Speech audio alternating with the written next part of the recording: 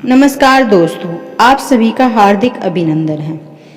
सावन मास में जरूर सुन लेना शिव भक्त शंकर की सच्ची कहानी। चलिए शुरू करते हैं। शंकर एक अनाथ लड़का था। उसको जंगल में रहने वाले शिकारियों के एक गिरोह ने पाला था। उसके पास कोई भी औपचारिक शिक्षा नहीं थी। वह केवल एक चीज जानता था कि उसे कैसे जीवित रहना है। शिकार करना, उनको मारना तथा जंगल के फलों को खाना और नदी के पानी को पीकर अपने आप को जीवित रखना जानता था बेचारा। एक दिन वह अपना रास्ता भटक गया और उसने देखा कि कुछ लोग नदी के किनारे पर बने एक पत्थर की आकृति के चारों ओर जोर जोर से चिल्ला रहे हैं। कुछ लोग उस पर फूल, फल और नारियल चढ़ा रहे हैं। शायद उसने सोचा यह कोई मकान होगा जिसमें लोग रहते होंगे, पर यह एक प्राचीन मंदिर था। लेकिन शंकर ने इससे पहले कभी नहीं देखा था, पर इसके बारे में जानने के लिए वह काफी उत्सुक था। उसने तब तक इंतजार किया जब तक कि लगभग सभी लोग उस मंदिर के से नहीं चले गए। अंत में उसने एक युवा लड़के को पत्थर की इमारत से बाहर आते देखा और उससे बात करने का फैसला किया। और शंकर ने उससे अपने मन में आए कई सवाल पूछे। उसका पहला प्रश्न था, इस इमारत को क्या कहा जाता है? लोग अपने साथ क्या लाते हैं? फिर उन चीजों को अंदर वाली इमारत में क्यों छोड़कर वापिस आ जाती हैं? चीजों को अपने साथ लाना और उन्हें अंदर छोड़कर वापस चले जाने पर वह लड़का शंकर की अज्ञानता व मासूमियत पर बहुत ही हैरान था और उसके सवालों से चकित भी था। पर वह यह नहीं जानता था कि वह पास के जंगल में रहता है और शिकार करके ही अपना जीवन यापन करता है। लेकिन फिर भी उसने उसके सवालों के जवाब देने की पूरी कोशिश की। उसने शंकर को बताया, यह भगवान शिव का मंदिर है। लोग यहाँ उन्हें फल और फूल चढ़ाने आते हैं। वे शिव भगवान से जो चाहते हैं वह मांगते हैं और शिव उनकी सभी की प्रार्थनाओं को सुनते हैं। यह सुनकर शंकर तुरंत मंदिर जाना चाहता था। लड़के ने उसे अंदर का रास्ता दिखाया और शिवलिंग के बारे में बताया। शंकर ने मासूमियत से लड़के से पूछा, यह शिवलिंग क्या चीज है और हमें क्या देता है? लड़के ने बताया, हम शिव से जो मांगते हैं वह हमें दे देता है। हम सब ऐसा मानते हैं। लड़के ने कहा, अब अंधेरा हो रहा है, अब मुझे घर जाना होगा। और वह शंकर को वहीं अकेला छोड़कर चला गया। शंकर ने झिझकते हुए मंदिर में प्रवेश किया। वह एक कोने में बैठ गया और सोचा, एक पत्थर किसी को वह चीज कैसे दे सकता है जो वो चाहते हैं। इसलिए उसने इसका परीक्षण करने का फैसला किया और उसने पत्थर की प्रतिमा से कहा, हे शिव, कृपा मुझे प्राप्त शिकार करने दें ताकि मैं भूखा न रहूं। मेरे पास आपको चढ़ाने के लिए कोई फल या फूल नहीं है, लेकिन यदि आप मुझे शिकार देते हैं तो मैं उसे आपके साथ साझा जरूर करूंगा।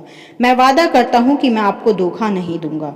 उसने घोषणा की। अगली सुबह शंकर शिकार करने गया। उसने पूरे दिन शिकार की तलाश की, लेकिन उसे कोई शिकार नहीं मिला। वह भूख से तिलमिला रहा था। वह काफी निराश हो गया क्योंकि उसे कोई शिकार नहीं मिला था। दोपहर हो चुकी थी। अब उसे लगने लगा कि मंदिर के लड़के ने उससे झूठ बोला था। फिर भी उसने शिकार जारी रखा। जैसे ही शाम हुई, उसने 2 खरगोशों को अपने बिल में से आते देखा। शंकर ने उन खरगोशों को मार डाला। उसने शिव भगवान से वादा किया था कि वह अपने शिकार को साझा करेगा। वह मरे हुए खरगोशों में से एक के साथ मंदिर गया। देर हो चुकी थी और मंदिर सुनसान था। शंकर ने मंदिर में प्रवेश किया और जोर से कहा, कृपा आओ और अपना हिस्सा ले लो प्रभु, आपके लिए मैं लाया हूँ। वह वहां बैठ गया और अंधेरा होने तक प्रतीक्षा करने लगा, लेकिन भगवान प्रकट नहीं हुए। शंकर को भूख और नींद आने लगी और उसने खरगोश को मंदिर में छोड़ने का फैसला किया। अगली सुबह जब लोग मंदिर पहुंचे तो उन्हें शिवलिंग के सामने मरा हुआ खरगोश मिला। भक्त बहुत परेशान थे। यह यहाँ कौन लाया है? उसने हमारे मंदिर को अपवित्र करने की हिम्मत की है। उन्होंने खरगोश को बाहर फेंक दिया। अगले दिन शंकर अपनी भूख मिटाने के लिए जंगल में शिकार करने गया, लेकिन इस बार उसकी किस्मत अच्छी नहीं थी और उसे शिकार भी नहीं मिला। उसने सोचा, आज रात को मंदिर जाना चाहिए और शिव से पूछना चाहिए कि उनको खरगोश का भोजन कैसा लगा।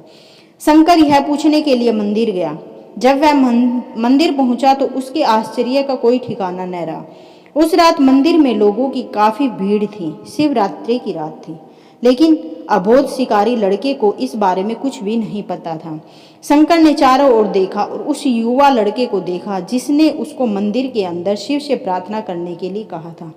चूंकि उसे इतने सारे लोगों के आसपास रहने की आदत नहीं थी, उसने वहीं रुकने का फैसला किया और पास के एक बेल के पेड़ पर चढ़ गया। यह एक लंबा इंतजार था और समय बिताने के लिए उसने पेड़ से पत्ते तोड़कर जमीन पर फेंकना शुरू कर दिया। उसे अज्ञात पेड़ के नीचे एक छोटा सा शिवलिंग था जिसकी पूजा लंबे समय से नहीं की गई थी। शंकर के दौरान फेंके गए बेल के पत्ते उस शिवलिंग पर गिरे। शंकर भजनों से मंत्रमुग्ध हो गया और धीरे धीरे 7 गाना और पंचाक्षरी मंत्र का जाप करना शुरू कर दिया। रात घोर में बदल गई और सभी भक्त मंदिर से चले गए। शंकर पेड़ से उतरा और मंदिर में प्रवेश किया। उसने देखा कि शिवलिंग की आंखों पर लाल निशान थे। वे कुमकुम से थे जो लोगों ने चढ़ाए थे, लेकिन शंकर को यकीन था कि शिव को उनकी आंखों में परेशानी हो रही है।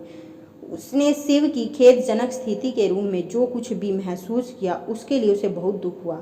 वह उनकी मदद करना चाहता था। उसने सोचा, शिव यहाँ अकेले रहते हैं और बीमार होने पर उनकी देखभाल करने वाला कोई नहीं है। जब तक भक्त उनसे मिलने नहीं आते उन्हें भोजन भी नहीं मिलता। शंकर ने एक रात पहले भक्तों को शिवलिंग पर जल चढ़ाते देखा था। प्रभु को ठंड लग रही होगी, शायद यह कांप रही है। उसने सोचा, आखिरकार वह केवल पत्तियों से ढके हुए हैं। तो उसने शिव से पूछा, मेरे स्वामी, मैं आपकी क्या मदद कर सकता हूँ? शायद कुछ खाना या दवा। मैं आपकी सेवा कैसे कर सकता हूँ? शिव ने उसे कोई उत्तर नहीं दिया। शंकर ने सोचा, भगवान वास्तव में बहुत बीमार हैं, क्योंकि वह अब उत्तर देने में भी असमर्थ हैं। वह तुरंत जंगल में गया, कुछ औषधीय जड़ी बूटियों को लाया और लाल निशान पर उनका लेप लगाया, लेकिन कुछ नहीं हुआ। उसने कहा, लगता है कि यह अंधे हो गए हैं। मुझे प्रभु को अपनी एक आंख देनी चाहिए ताकि वह ठीक हो जाए। यह निश्चित रूप से उन्हें खुश कर देगा। उसका दिल पवित्र था और उसने वहां शिव के हाथ में रखे त्रिशूल को उठाया और त्रिशूल को अपनी दाहिनी आंख की ओर ले गया और अपनी आंख को निकालने का प्रयत्न किया। शंकर अनपढ़ था, उसे मंत्रों या पूजा के उचित तरीकों का कोई ज्ञान नहीं था, लेकिन उसकी भक्ति की कोई सीमा नहीं थी। जैसे ही वह अपनी आंख निकालने वाला था, शिव ने अपनी पत्नी पार्वती के साथ प्रकट हुए। उन्होंने पार्वती से कहा, इस भक्त शंकर ने अनजाने में शिवरात्रि पर उपहास किया, बेल के पत्तों से मेरी पूजा की और साबित किया कि उनका दिल बेदाग है। मैं अपने इस भक्त पर काफी प्रसन्न हूँ। शिव भगवान ने शंकर से कहा, तुमने मुझे अपनी मासूमियत के कारण जीत लिया। प्रभु ने मुस्कुराते हुए कहा, लोग मुझसे हर समय वादे करते हैं, लेकिन जैसे ही उन्हें वो मिल जाए उन्हें चाहिए वो उनको भूल जाते हैं। दूसरी ओर तुमने मेरे साथ एक सच्चे इंसान की तरह व्यवहार किया और यह वास्तव में बहुत दुर्लभ है। अब से तुम मेरे इस संसार में सबसे बड़े भक्त माने जाओगे और तुम्हारा नाम मेरे साथ सदा जुड़ा रहेगा। तुम कई सदियों तक जीवित रहोगे। इस बात को कहकर भगवान शिव व माँ पार्वती अंतर्धान हो गए। तभी से लोग शिव के साथ शंकर भी लगाने लगे। जय शिव शंकर। दोस्तों, वीडियो पसंद आए तो लाइक, शेयर और सब्सक्राइब करना मत भूलना और अपने दोस्तों के साथ साझा जरूर करना और कमेंट जरूर करें। जय भोलेनाथ। वीडियो देखने के लिए आप सभी का तहे दिल से धन्यवाद।